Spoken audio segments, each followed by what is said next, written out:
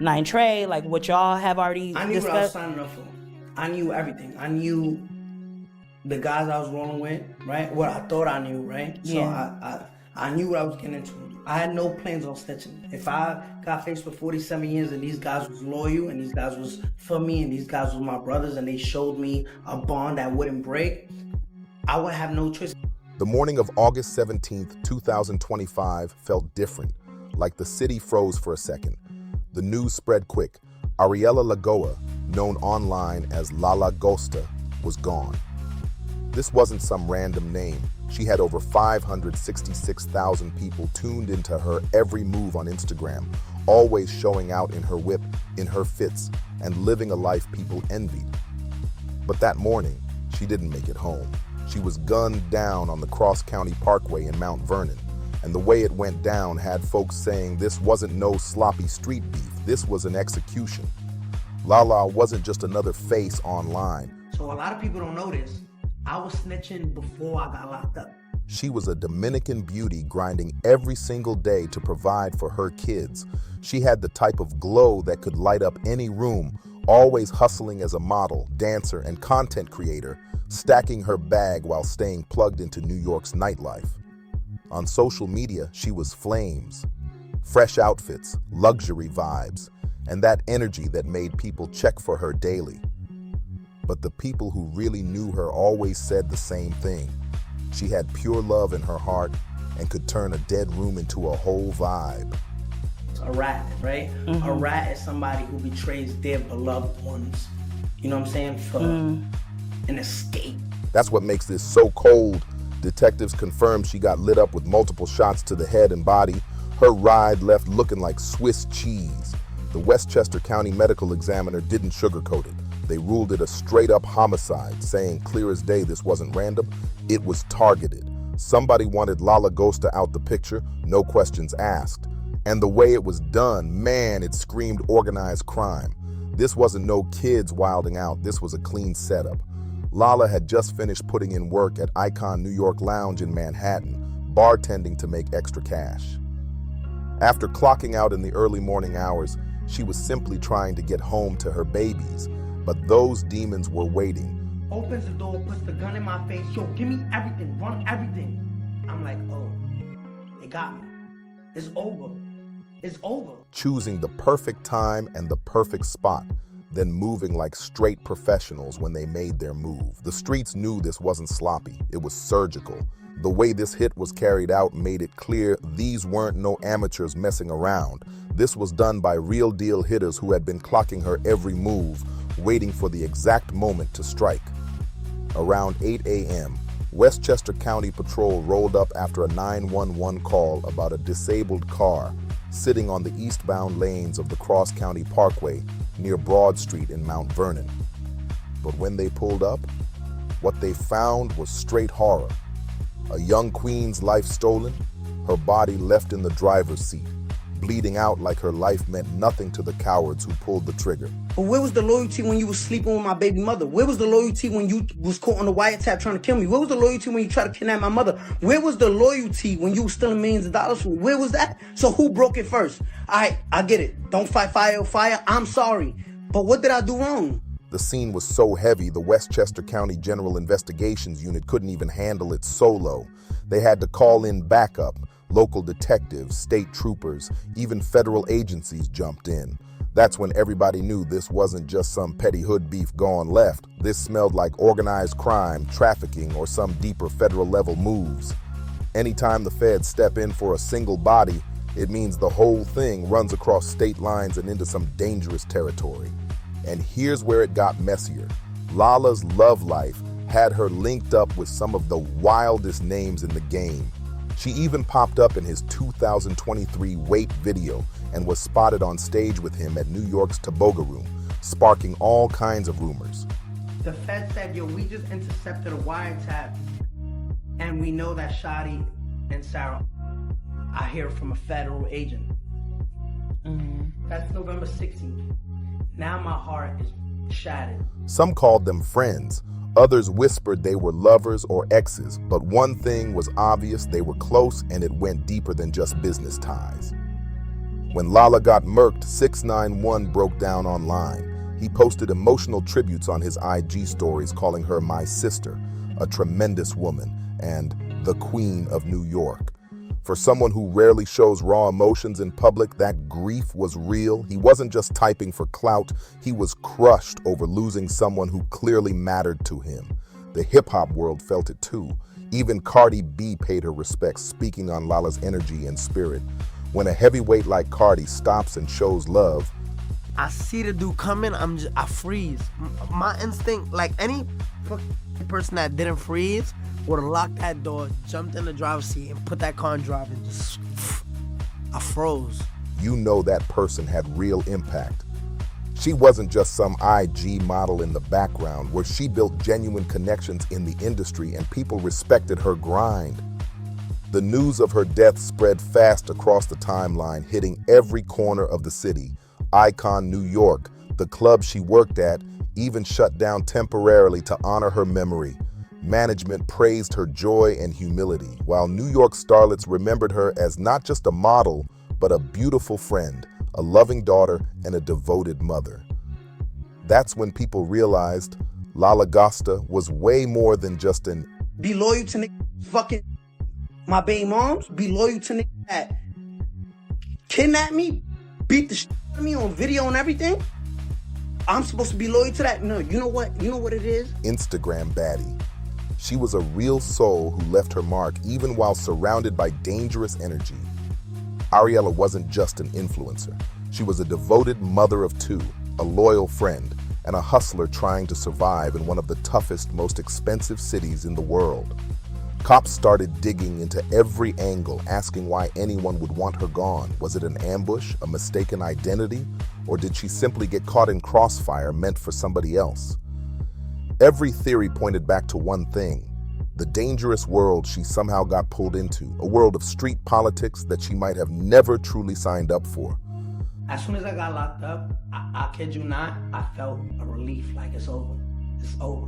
I felt better. But the internet wasted no time putting the puzzle together. When Ariela Lagoa got bodied, all eyes snapped onto one connection that had the streets boiling: her ties to Daniel Hernandez, better known as Tekashi 6ix9ine. That rainbow-haired rapper didn't just rack up enemies. He stacked them coast to coast, from New York to Cali, leaving a deadly trail of beef behind him. And now, people were convinced that all that dirt finally came back around, not on him, but on someone he cared about. See, to understand why Ariela might have been targeted, you gotta look at the stain 6ix9ine put on his own name. Back in 2019, he flipped on his crew. The feds knew I was coming into New York, wanted to raid the house, and then catch me at the airport, lock me up on federal charges. Testifying against the Nine Trey gangsta bloods in federal court, he went from facing 47 years to just 2. And in the process, he violated every code the streets ever stood on. That wasn't just some minor snitching on rivals. That was a full-blown betrayal of the people he once called brothers. Real ones never forgot that moment. To them, 6ix9ine became the definition of fake, a man who sold out loyalty, honor, and street principles for his own freedom. And now, the belief was growing that the consequences of his choices didn't just land on his head, they spilled over to Ariela, pulling her into the crosshairs of a war she never asked for. Yo, homie, I'm not gonna lie, bro. I'm a fan, bro. Yo, I'm a fan. I'm just saying, bro. I'm a fan, bro. Back in September 2019, Tekashi 6ix9ine walked into that courtroom and did what no real street cat could ever forgive. He dropped dime on the entire Nine Trey operation. He didn't just point fingers at soldiers like Anthony Harv Ellison, the same dude accused of kidnapping him, or Aljamiah Nuke Mack, who was out here moving heavyweight. Nah, he went further, way further. He dragged big names into it too, calling out Cardi B for her alleged blood ties, and even identifying Jim Jones as Nine Trey based on wiretap convos. That wasn't snitching to save yourself. That was blowing up the whole game. And it all started with revenge for the way his own crew turned on him. Because remember, me and Fred is on the same label, so he was supposed to blow up before me. So they were putting all the money into him. And the fact that when Gummo took off, the streets went crazy. July 22nd, 2018 is the night the streets will never forget. 6ix9ine got kidnapped, pistol whipped, and robbed for nearly $750,000 worth of jewelry, plus $35,000 in cash. The wildest part? The ones who violated him weren't ops. They were his own people. His so-called brothers, including Harv Ellison, set him up and left him broken and bloody. The hood laughed at him. The same guys he was feeding, putting on, and showering with money flipped on him the second they smelled weakness. That violation crushed him, and instead of keeping it street, he made his choice. He sang. His testimony wasn't just about revenge. It was his excuse to justify becoming the biggest rat hip-hop had ever seen. I'm sorry, Brose, 1400 don't promote pedophile. From that day forward, every block stamped him as persona non grata, a man who could never again claim the streets, no matter how much money, clout, or fame he flashed. Sure, he had every reason to be furious after his own crew kidnapped and robbed him, but the way he flipped on them created something way bigger. It put a massive target on his back that would never go away. The moment he snitched, the consequences came crashing down. Industry legends like Snoop Dogg and Meek Mill didn't waste time. They straight up labeled him a rat. The whole hip-hop world turned their back, blackballing him and treating him like he was toxic. This wasn't just a career getting torched. This was cultural exile, and it came with the type of physical danger that stalked him everywhere. Tekashi swore he wasn't what the streets were calling him, but the truth was right there. The man became the exact thing he claimed not to be. They hopped in Instagram live with each other again, and 6ix9ine said to Trippie Redd, man, yo, dead homies, bruh. His cooperation with federal prosecutors in 2019, shaving a possible 47-year sentence down to just 2 years, made him a walking pariah. Both hip-hop and the streets stamped him as untouchable in the worst way. When he caught a break and got released on house arrest in April 2020 during COVID-19, the judge citing asthma concerns, he tried to bounce back with his track Gooba. But no matter how many numbers the song ran up, the threats and violence never left his side. The biggest wake-up call came on March 21st, 2023, when he got caught slipping at a LA Fitness in Lake Worth, Florida. 3 dudes, including Rafael Medina Jr., a high-ranking Latin Kings member, ran down on him and beat him bloody right there in the gym. That gym beatdown was pure savagery. 6ix9ine walked out of there battered and broken, his face sliced up, jaw swollen like a balloon, ribs bruised, back aching, and even a blood clot in his eye that sent him straight to the hospital. The footage went everywhere online, showing the attackers stomping him out while yelling "rat" at the top of their lungs. It wasn't just a random fight. It was payback, right there on camera for all the dirt he spilled in court. By March 30th, 2023, the 3 men behind the attack were arrested on assault and robbery charges. But the damage to 6ix9ine's image was permanent. What made it even heavier was how deep the politics ran. This wasn't just a gym fight. This was gang business. The Latin Kings, who have ties with the Bloods under the People Nation umbrella, were seen as sending a message. A former Miami-Dade police sergeant even said flat out this was retaliation tied to his testimony against Nine Trey. In other words, the ghosts of his past were catching up to him in the most violent way possible, and the gym ambush wasn't the only fallout. Post-release, Tekashi couldn't stay low-key if he tried. His reckless behavior kept sparking drama and stacking up enemies. In October 2024, he got arrested again for violating supervised release conditions tied to his 2019 case. On paper, it was technical violations, but to the streets, it was just more proof that trouble followed him like a shadow. Tekashi kept collecting enemies like Pokemon cards, each one with a real motive to get at him. But the feud that exposed who he really was, that was with Trippie Redd. At first, they were label mates, working together on tracks like Polls 1469. The streets were rocking with it, until Trippie found out about Tekashi's sexual misconduct case. That's when Trippie drew the line, blasting him on Instagram. "I'm sorry, bro. 1400 don't promote pedophiles." From there, Tekashi's mask slipped all the way off. He didn't just brush it off, he went low. In November 2017, Tekashi told Trippie's dead homies to his face on IG Live, disrespect at the highest level. And it didn't stop there. Trippie got jumped by Tekashi's crew in a New York hotel lobby, but Tekashi wasn't satisfied. A year later, in November 2018, he admitted in court that his own jealousy pushed him to send his people after Trippie again, having them follow him from a video shoot and punch him out at his hotel.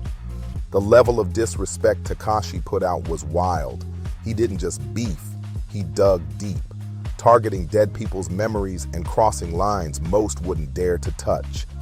His feud with Chief Keef and the whole Glow Gang in 2018 showed exactly how reckless he really was.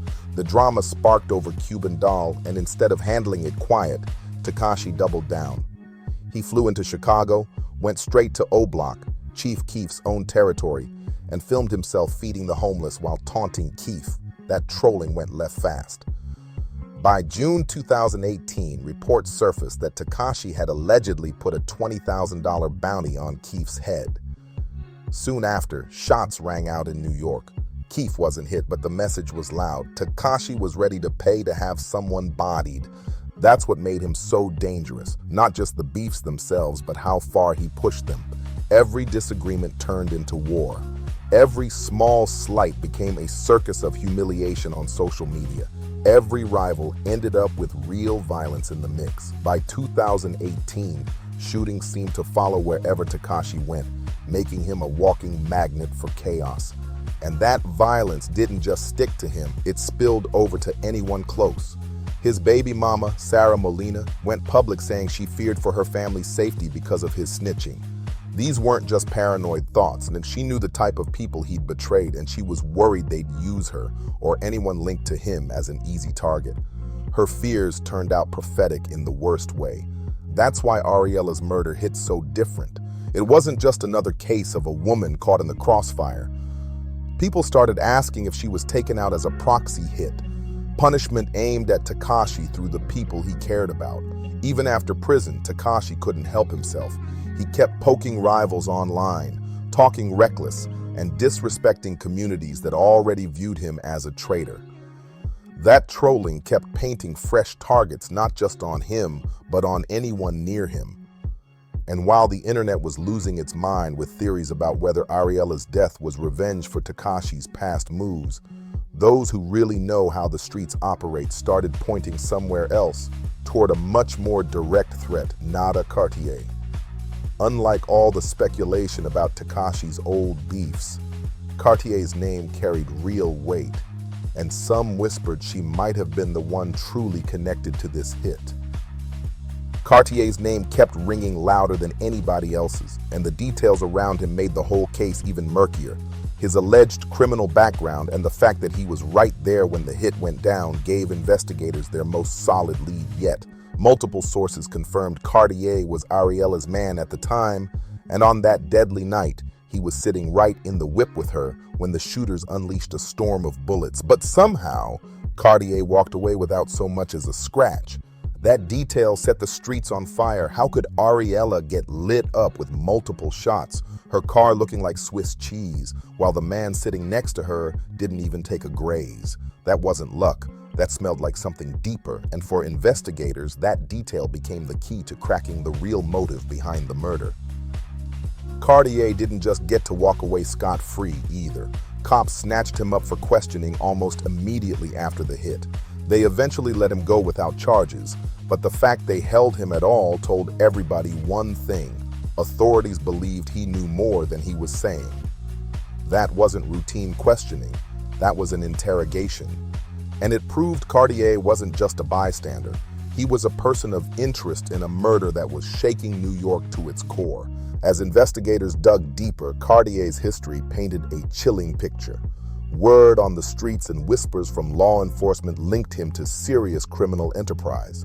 Not just petty hustles, but big league operations. Sources tied him to Operation Mayweather, a judicial probe into a criminal syndicate known as Los 50 Bloke at 14, a transnational organization with its hands in everything from trafficking to international money schemes. This wasn't corner work, this was global.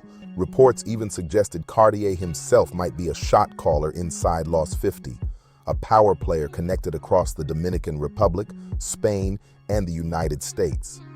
If that's true, Ariela's death wasn't just another street beef gone left, it was a calculated move tied to organized crime on an international level. And with Cartier standing at the center of it all, investigators and the streets knew the truth was about to get a whole lot uglier. In New York, whispers about Cartier's crew turned darker. Investigators linked them to serious illegal moves, including work as hired hitters. This wasn't just street-level hustle. If the allegations hold, Cartier wasn't small time. He was a power player in the international underworld, pulling strings across multiple countries. In June 2024, Dominican authorities launched a massive sweep under Operation Mayweather, taking down 14 members of Lost 50, including 5 women, right in the National District. But Cartier? He didn't get touched. Why? Because he wasn't in the DR. He was reportedly running things from the US and Spain, dodging heat while keeping his position safe overseas. That detail flipped the whole story. Ariela wasn't just dating some flashy hustler, and she may have been living with an international shot caller. If true, the implications are brutal. Ella's man was allegedly running a syndicate that specialized in intimidation and violence, the kind of organization that doesn't just fight enemies, it eliminates them with precision. That would explain why Ariela's death felt less like a random shooting and more like a professional execution. Multiple theories emerged, the leading one that the hit wasn't about Ariela at all, it was meant for Cartier. As the alleged boss of Los 50, he had more than enough enemies. Rival crews, bitter associates, maybe even insiders ready to flip. Ariela, tragically, may have been collateral damage in a war she never knew existed. Her being behind the wheel that night only made it messier. The shooters may have been expecting Cartier in the driver's seat. Finding him in the passenger seat might have thrown the whole plan off, leading them to spray the car and silence Ariela to avoid leaving behind a witness. Alternative theories popped up too, mistaken identity or Ariela being directly targeted. But the clean, organized style of the attack and Cartier walking away untouched backed the belief that this was about his street business, not hers. Federal agencies soon got involved, which made everything heavier. Local police don't normally pull in federal agents unless there's interstate or international crime involved. That suggested Ariela's death was more than a New York homicide. It might have been a piece of a much bigger puzzle involving organized crime networks across borders. The timing also lined up with mounting pressure on Cartier. If US agencies were building a case against him, rival criminals or even people inside his own circle might have had every reason to make sure he never made it to a witness stand. The most chilling part? Despite being in the car when Ariela was gunned down, Cartier walked free after questioning. No charges. That outcome told investigators and the streets that he likely wasn't behind the setup but the target who somehow survived. His survival and release only fueled the theory that Ariela paid the ultimate price for being in the wrong place at the wrong time, tied to the wrong man. The tragic irony is impossible to ignore. Ariela Lagoa, known to the world as La Lagosta, didn't die because of her own actions. She died because of who she loved. In linking her life to a man allegedly entangled in one of the most dangerous international organizations out there, she unknowingly stepped into a world where violence is currency, and innocent lives are nothing but collateral damage. Thanks for watching. Don't forget to subscribe and see you in the next video.